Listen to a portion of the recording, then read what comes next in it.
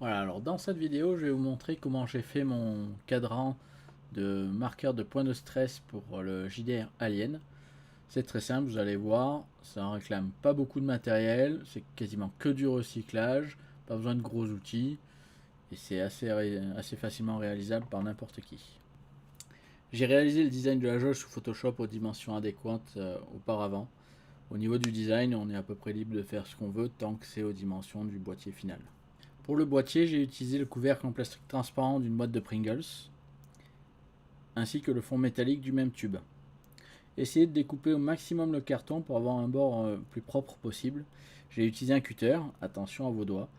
Puis j'ai sous-couché le fond en noir, le fond métallique en noir, mais c'est pas obligatoire. Pour le bouton, j'ai tout simplement pris un bouchon d'une bouteille de soda.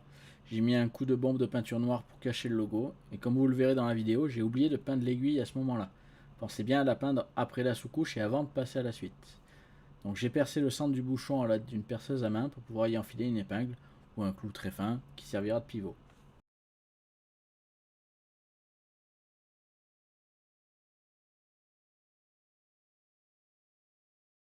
J'ai collé le design sur un cercle de papier noir légèrement plus grand pour rigidifier un peu l'ensemble. Vous pouvez très bien imprimer directement sur du papier plus épais, du Bristol ou autre. Je colle ensuite l'ensemble du couvercle transparent. Vous remarquerez, il y a un cercle au centre de la jauge. Il fait le même diamètre que le bouchon. J'y applique la colle comme ça. Si jamais ça salit le couvercle, ça sera caché par la molette. Je mets la colle qu'à cet endroit-là. Alors, on ne le voit pas sur la vidéo, mais j'ai ensuite percé le couvercle avec le design, avec la même perceuse à main qu'auparavant.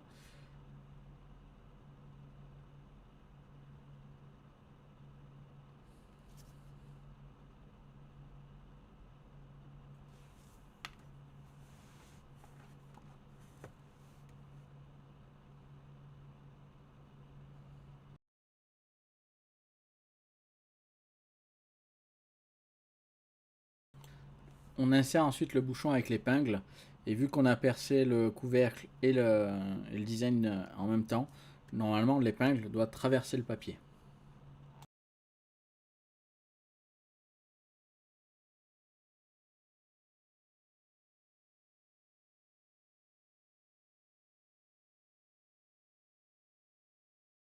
Vu que mon épingle était trop longue pour pouvoir refermer le boîtier, je l'ai coupé à l'aide d'une pince coupante. Attention aux éclats, attention surtout aux yeux, surtout sur les épingles très fines comme ça en métal. Attention, attention.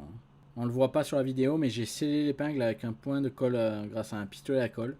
Mais après, n'importe quelle colle devrait faire l'affaire.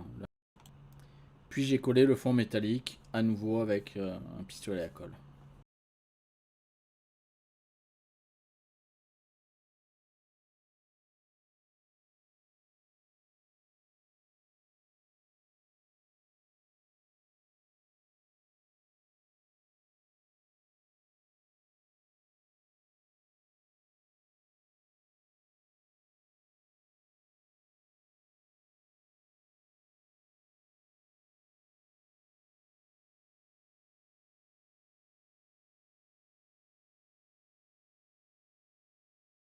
Et là, je me suis rendu compte que j'avais oublié de peindre l'aiguille sur la molette. Donc à l'aide d'un pinceau fin et de peinture acrylique, j'ai donc marqué, enfin peint l'aiguille.